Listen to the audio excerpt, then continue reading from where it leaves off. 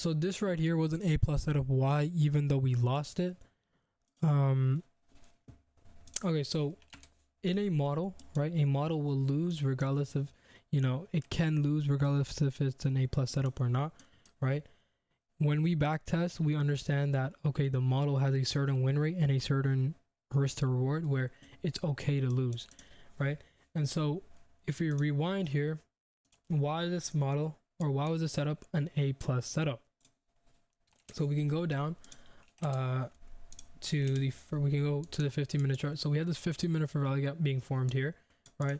And on the higher time frame, what do? We swept out this daily external range of liquidity with SMT, right? So when we sweep this out with SMT, I'm looking for a retracement, and then we have that significant, like the candles up here. I'm looking for price to go back into this 4-hour internal range of liquidity, going from ERL to IRL.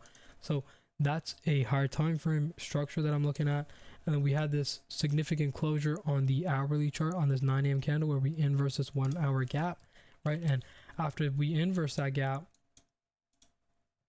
we have a nice, beautiful, 15-minute fair value gap formed after 10 a.m. that we tap into. And now we can go down to the lower time frame for even more confirmation, right? Where, if we just avoid this, go here. So what do? We have an SMT inside of this gap, as you can clearly see at 1016. Nasdaq fails to take this high while ES, takes this low. We have that SMT, and then we have a significant candle body closure on all time frames. On the 1 minute, the 3 minute, the 5 minute, we get a 5-minute change in the steady delivery, and a 15-minute significant closure. The candle closed like this. So based off of that, I'm okay with price, looking for a long back into this 4-hour internal range of liquidity, and it makes sense to me. And I'm also aligning myself with this retracement leg back into the 4-hour internal range of liquidity, right? So I wait for price to tap into here, and unfortunately, it stops me out, but everything makes sense. We have a 15-minute fair value gap with SMT. We have a significant closure on all time frames, right? And we have a clear drawn liquidity of this 4-hour fair value gap, right? And especially we have an SMT at this daily external range of liquidity as well. Now, ultimately the trade didn't play out, which is fine, because in our model it tells you that it's okay to lose. And I pretty much found the best setup like of this whole session. Of course, with London expanding this much, and we trade after 9:45. We were trading after the news as well.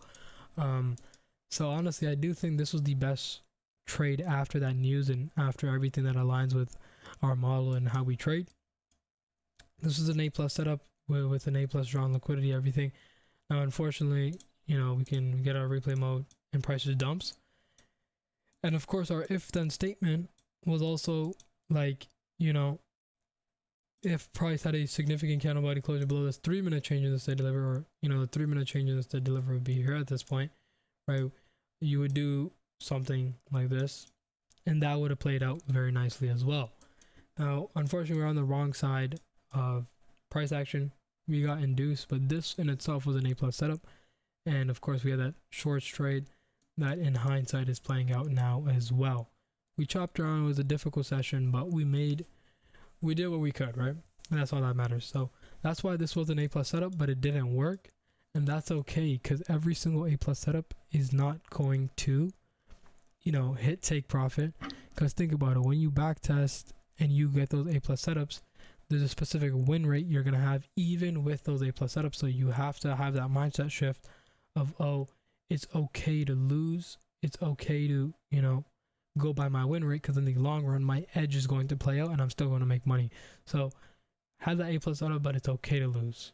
That's just the point I'm trying to get across.